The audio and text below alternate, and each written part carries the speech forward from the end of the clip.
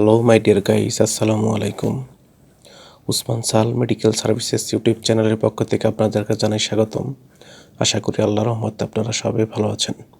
বন্ধুগণ, আজকের ভিডিওতে আমি আপনাদেরকে গ্যাস্ট্রিক সমস্যা, পেট ফাঁপা থাকা, বুক জ্বালাপোড়া করা ইত্যাদি সমস্যার সমাধানে অত্যন্ত কার্যকর একটি মেডিসিন এবং মেডিসিনটির নাম, দাম, গ্রুপ বা জেনারিক নাম, প্রস্তুত করা কোম্পানির নাম, খাওয়ার নিয়ম এবং এর সাইড এফেক্টস বা পার্শ্ব প্রতিক্রিয়া সম্পর্কে আলোচনা করব।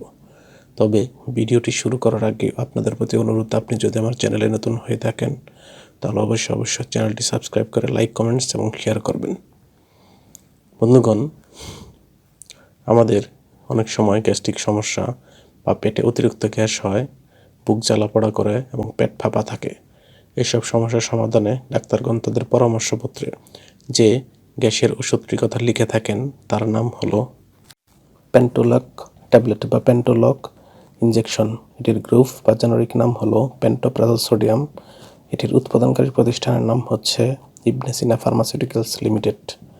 পেন্টোলক ট্যাবলেটের প্রতি পিসের দাম বিভিন্ন মাত্রাভেদে যথাক্রমে 5 টাকা এবং 7 টাকা, এবং পেন্টোলক ইনজেকশনের দাম 80 টাকা।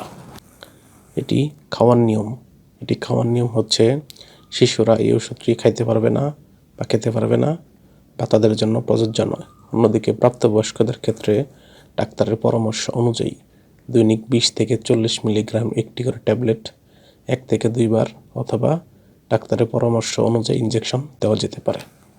অর্থাৎ ডাক্তারের পরামর্শ ছাড়া কোনো ধরনের ওষুধ খাওয়া যাবে না।